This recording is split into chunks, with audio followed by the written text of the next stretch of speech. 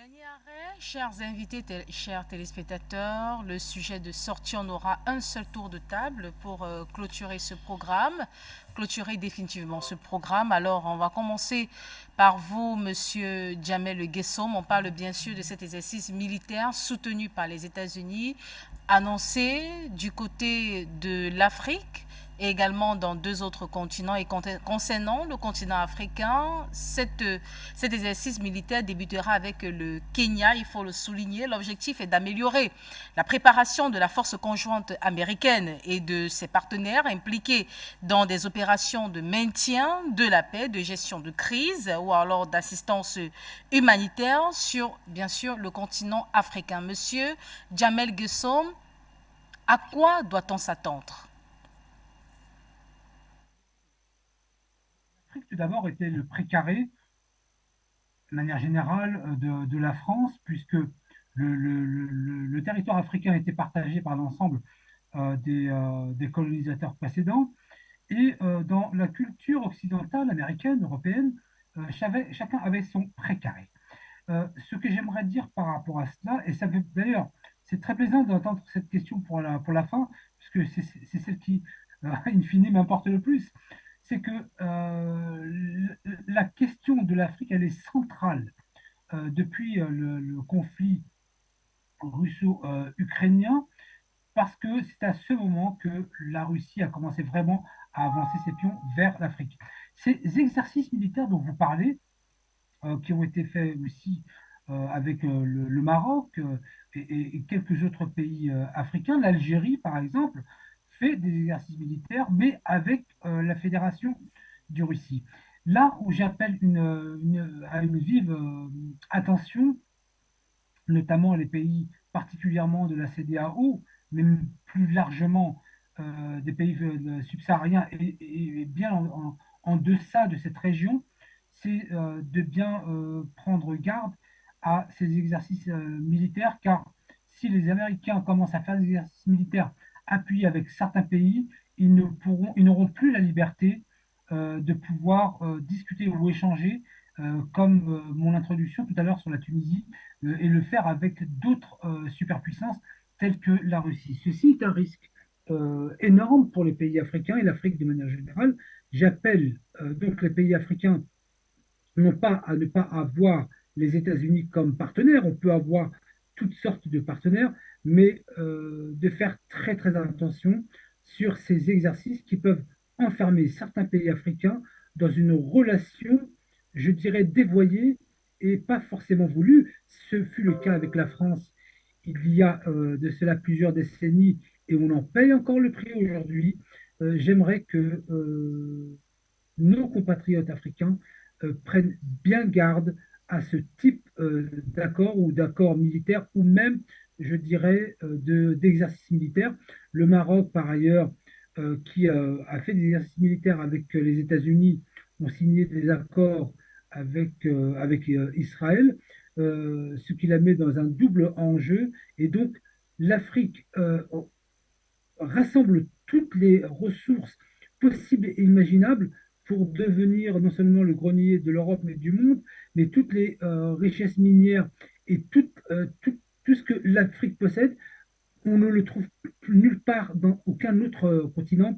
Et j'appelle vraiment les Africains et les chefs d'État à être très, très vigilants sur les accords et qu'ils pourraient signer avec des superpuissances qui ne seront là que pour les dévoyer et les mettre comme la France a mis tous les pays de la CEDEAO sous le franc CFA avec une monnaie qui est frappée à chamalière en France. Donc j'appelle nos compatriotes africains à être très très vigilants.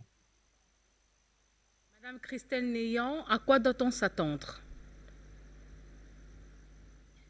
Je pense aussi qu'il faut effectivement être très très vigilant vis-à-vis de ces exercices. Je pense qu'il y a clairement une volonté des Américains de jeter leur dévolu sur le continent africain, plus qu'ils ne le faisaient avant. Pourquoi? Parce qu'ils voient bien, que la Russie est en train de marquer des points. Ils voient que la Russie gagne en influence dans plusieurs pays africains. entre autres grâce à l'aide militaire fournie via des instructeurs, entre autres, de Wagner, chose qui déplaît très fortement à la France, mais pas seulement. Donc on voit clairement que les États-Unis voudraient bien essayer de limiter cette avancée de l'influence russe en Afrique en essayant eux-mêmes d'avancer leurs propres pions. Donc je suis d'accord avec Jamal, il faut absolument faire extrêmement attention à ces exercices et aux accords militaires qui pourraient en découler, qui pourraient enfermer certains pays africains dans une relation de vassalité avec les États-Unis, qui ensuite pourraient leur dicter leurs conditions.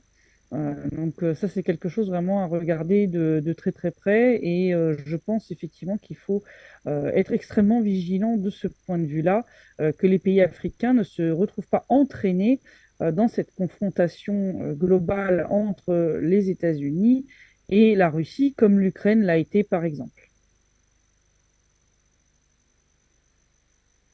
Monsieur Gamalabina, faut-il craindre cet exercice militaire qui est annoncé dans le continent africain? Oui, il faut craindre. Les États-Unis, effectivement, jouent une partition qui veulent gagnante, mais ça va être compliqué parce que c'est un peu la continuité de l'AFRICOM, c'est-à-dire qu'ils voudraient un commandement unifié en Afrique, avec un commandement unifié par les États-Unis, évidemment. Alors, ce qui se passe aujourd'hui, c'est que le Kenya n'a jamais été vraiment un ennemi des États-Unis. On voit bien qu'ils s'appuient sur des pays qui traditionnellement étaient proches des États-Unis. Ils ont perdu le soutien, évidemment, de l'Éthiopie, puisque depuis le départ de l'ancien président Zelensky, bah, on est sur Abiy Ahmed qui est plutôt proche des Russes et des Chinois. Ils ont perdu pas mal de soutien en Afrique parce qu'évidemment la politique américaine et occidentale en général est mal perçue. La France, sur l'Afrique francophone, effectivement, considère que c'est son précaré. Il y a aussi l'Afrique anglophone, il ne faut pas l'oublier, celle-là, comme l'Afrique du Sud ou d'autres pays limitrophes. L'Afrique lusophone, hispanophone, toutes ces Afriques-là sont diverses et variées.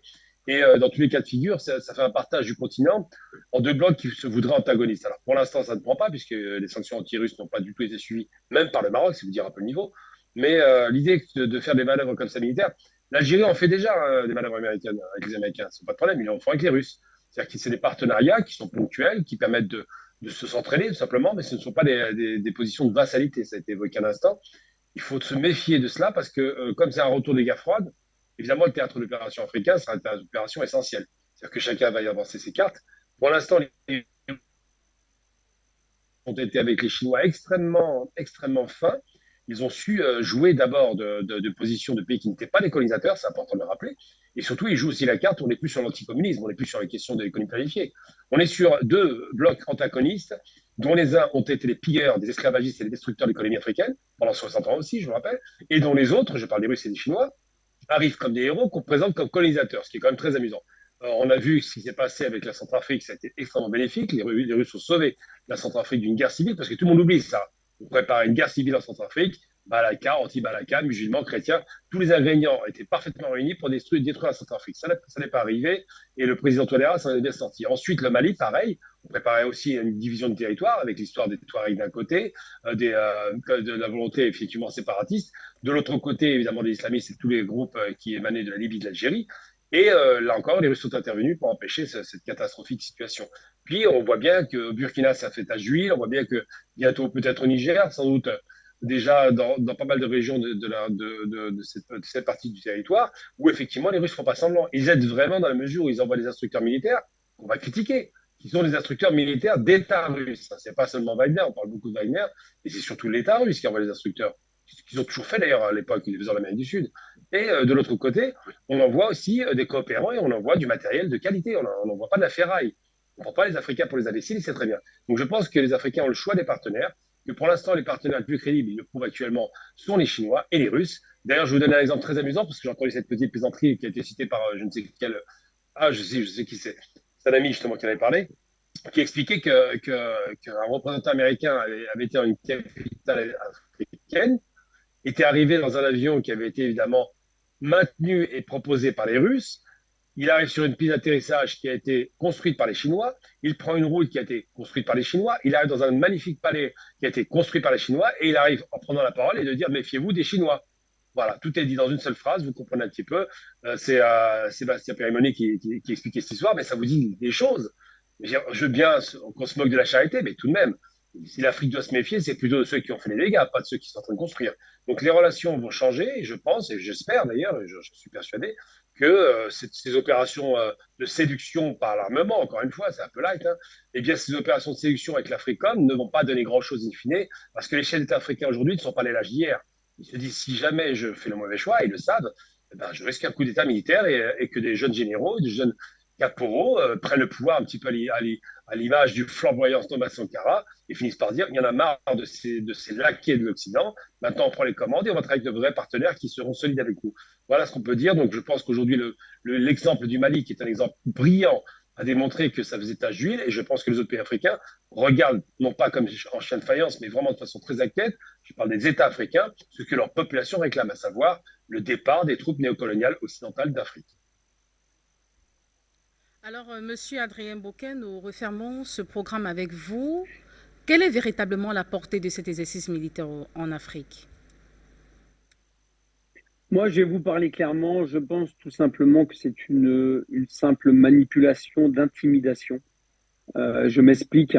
Vous avez vu comment s'est passé le Mali, comment se passent actuellement les autres pays d'Afrique.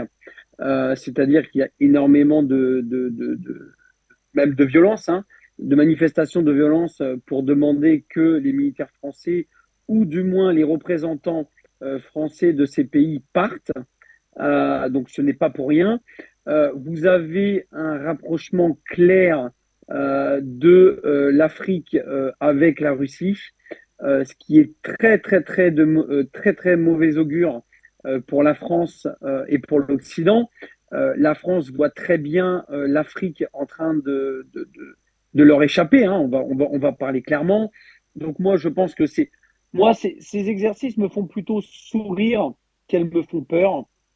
J'en ai discuté avec des responsables militaires, que ce soit français, russes même certains américains, euh, qui en fait, si vous voulez, que ce soit la France ou d'autres pays occidentaux, ils vont indirectement essayer de faire une sorte de petit rattrapage en essayant de montrer leur puissance militaire, leur qualité militaire à certains pays africains qui, je le rappelle, sans les citer, encore une fois, certains de ces pays africains qui reçoivent les Occidentaux pour cet essai et cet entraînement militaire, certains de ces pays étaient contre les Occidentaux et du côté de la Russie.